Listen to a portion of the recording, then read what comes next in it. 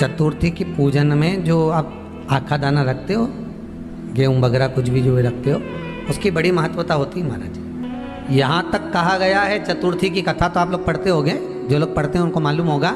चतुर्थी की कथा में लिखा है, चौथ माता के व्रत में वर्णन किया गया है कि वो आखा दाना जो रखा जाता है, मान लो कोई जरूरी काम होता है तभी आखा दाना को रखा जाता है, संभाल के रखते हैं कि हम इस काम के लिए जा रहे हैं और हमारा ये कार्य सफल होना चाहिए।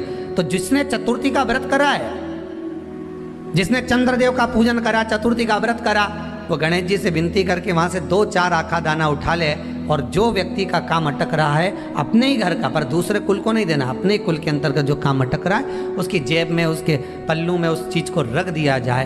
तो चतुर्थी जो अगली आती है, जैसे आप महीने की करते हो तो महीने की, और आप जैसे करते हो कि 4 अलग बड़ी बड़ी चतुर्थी करते हो तो उसके अनुसार आपका कार्य सिद्ध होता ही है। उस आखे दाने का इतना महत्व होता है क्योंकि चतुर्थी का व्रत करने वाली माता जब व्रत करती है तो स्वयं चतुर्थी की कथा में लिखा हुआ है कि पार्वती जी गणेश जी से चतुर्थी की कथा बचवाती।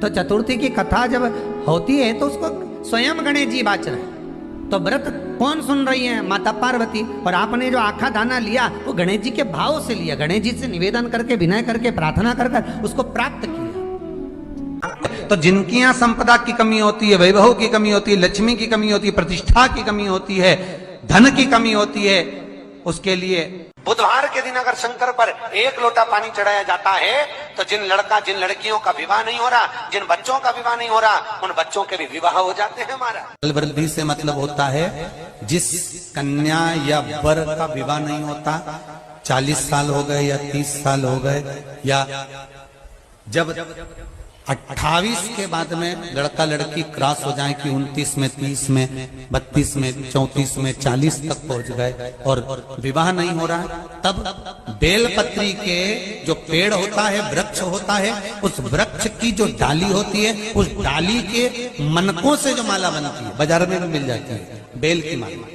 उस माला को भगवान शंकर को समर्पित कर कर बेलपत्री के वृक्ष के नीचे बैठ कर भगवान शंकर का पंचाक्षर मंत्र का जाप करना है। कौन सा मंत्र है?